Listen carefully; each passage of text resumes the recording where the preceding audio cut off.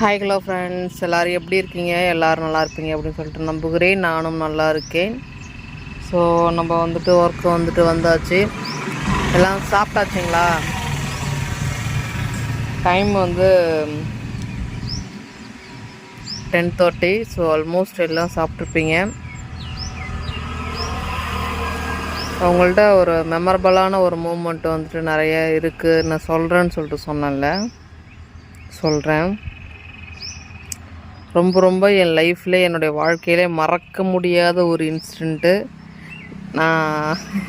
நான் இறந்தாலும் என்னுடைய ஆத்மா கூட வந்துட்டு மறக்காது வந்து. ஸோ அந்த அளவுக்கு வந்துட்டு ரொம்ப இன்டெப்த்தாக இருக்கிற ஒரு விஷயந்தான். நான் 12th படிக்கும்போது மதர் ஒருத்தங்க இருந்தாங்க. அப்போ வந்து சாப்பாடெலாம் நான் அதிகமாக வந்துட்டு சாப்பிட மாட்டேன். நான் வந்து கொஞ்சம் தான் சாப்பிடுவேன். ஸோ சும்மா ஒரு கரண்டி தான் வச்சாங்க. நான் எடுத்துகிட்டு நான் இப்போ வந்துட்டேன். அதுக்கப்புறம் அந்த மதர் வந்து என்னுடைய பிளேட்டை இழுத்து பிடிச்சி இன்னொரு கரண்டி அள்ளி வைங்க அப்படின்னு சொல்லிட்டு சொன்னாங்க. வந்து நீ எந்த ஸ்டாண்டர்ட் படிக்கிற அப்படின்னு சொல்லி கேட்டாங்க. நான் வந்து 12th மதர் அப்படின்னு நான் வந்துட்டு, என்ன சாப்பிட்ற நீனு, இப்படி தான் சாப்பிடுவாங்களா அப்படின்னு சொல்லி திட்டிவிட்டு ஒரு பாப்பாவை நிற்க வச்சு, அந்த பாப்பாவை வந்து நான் சாப்பிட்டு போனதுக்கப்புறம்தான் நீ போகணும் அப்படின்னு சொல்லி எனக்கு காவலுக்கு வச்சுட்டாங்க. அந்த பாப்பாவை வந்து அவளும் வந்துட்டு நின்றுட்டா.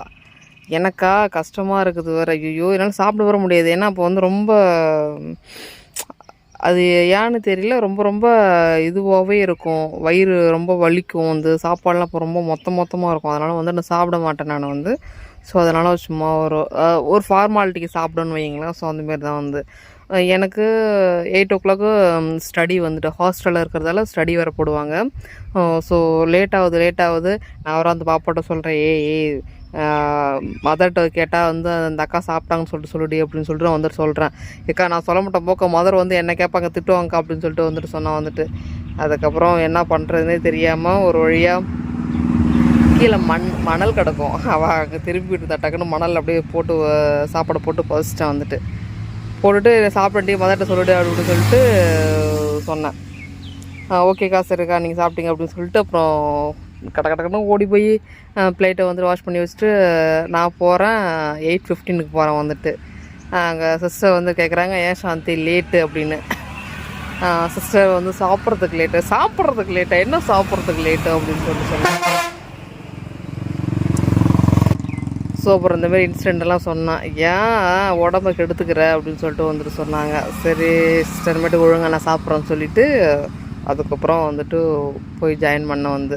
ஸோ இது நிறைய பெருசாக இருந்தது. ஸோ உங்களுக்கு சுருங்க சொல்லிட்டேன் நான் வந்து. ஸோ அந்த மதர் வந்து பாய்ஸ் ஹாஸ்டலில் இருந்தாங்க. அந்த மதருங்கெல்லாம் வந்தால் செம்ம அடி வெளுத்து கட்டுவாங்க. அவங்க வந்து பாய்ஸ்லாம் அந்த செவ்வறு குதிக்கிற பசங்கள்லாம் வந்து பட்டை கலப்புவாங்களாம். வந்து நம்ம ஹாஸ்டலுக்கு வராங்கன்னு சொன்னோன்னே எல்லா பசங்களுமே நாங்கள் இது லேடிஸ் ஹாஸ்டல் தாங்களா. ஸோ அதனால் எல்லாமே ரொம்ப பயந்துக்கிட்டே இருப்பாங்க. வந்து ஐயோ வரப்போகிறாங்கன்னு சொல்லிட்டாங்க. ஆனால் வந்து என்கிட்ட வந்து அந்த மாதிரி நடந்துக்கிட்டது என்னை ரொம்ப மனசு வந்து பாதிப்படைய வச்சுது. வந்துட்டு பரவாயில்ல, எனக்காண்டி அம்மா எப்படி சண்டை போட்டு சாப்பிட சொல்லுவாங்களோ அதேமாதிரி ஹாஸ்டலில் நடந்தது எனக்கு ஒரு அதிசயம், ஆச்சரியமான விஷயம். இது மாதிரி யாருக்கெல்லாம் நடந்துருக்கணும் கூட எனக்கு தெரியாது. ஸோ எனக்கு நடந்தது.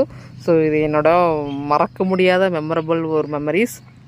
ஸோ அதை நான் உங்கள்கிட்ட ஷேர் பண்ணது எனக்கு ரொம்ப ஹாப்பியாக இருந்தது. ஸோ மலரும் நினைவுகள் மறுபடியும் அந்த பிளேஸ்க்கே நான் போயிட்டு வந்த மாதிரி ஒரு ஃபீல் கிடச்சிருச்சு. Okay friends, okay bye. சுற்றிட்டு அப்படின்னு வந்து நெக்ஸ்ட் வீடியோவில் பார்க்கலாம். இதுக்கு நிறைய இன்சிடென்ட் வந்து நிறைய இருக்குது. ஸோ பார்க்கலாம். ஓகே பை சுத்திட்டு.